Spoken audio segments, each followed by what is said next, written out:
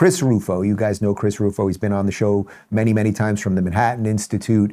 He's working with Governor DeSantis here in Florida to get wokeness out of all of our colleges and institutions.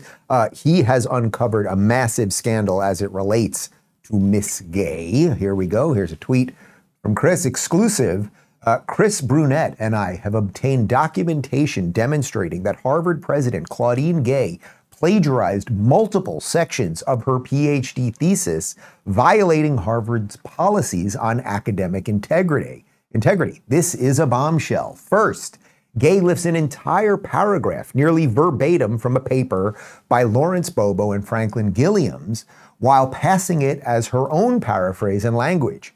Gay repeats this violation of Harvard's policy throughout the document, again using work from Bobo and Gilliam, as well as passages from Richard Shingle, Susan Howell, and Deborah Fagan, which she reproduces nearly verbatim without quotation marks. Second, Gay appears to lift material from scholar Carol Swain. In one passage summarizing the distinction between descriptive representation and substantive representation, she copies the phrasing and language nearly verbatim from Swain's book, Black Faces, Black Interests, without providing a citation of any kind. Third, Gay composes an entire appendix in the dissertation directly taken from Gary King's book, A Solution to the Ecological Inference Problem. While she cites King's book later in the appendix, in fact, King was her dissertation advisor. Gay does not explicitly acknowledge that Appendix B is entirely grounded in King's concepts and language, instead passing it off as her own original work.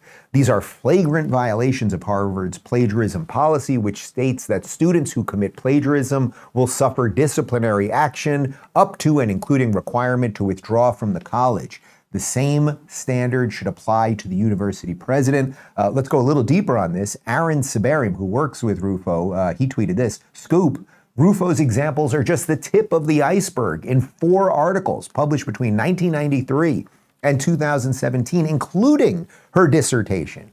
Gay paraphrased or quoted almost 20 authors without proper attribution, in some cases lifting entire paragraphs verbatim. We worked with nearly a dozen scholars to analyze 29 potential cases of plagiarism. Most of them said Gay had violated a core principle of academic integrity, plus Harvard's own anti-plagiarism policies, which state that it's not enough to change a few words here and there. Rather, scholars are expected to cite the sources of their work, including when paraphrasing and when to use quotation marks when quoting directly from others. But in at least 10 instances, Gay lifted full sentences, even entire paragraphs, with just a work or two tweaked.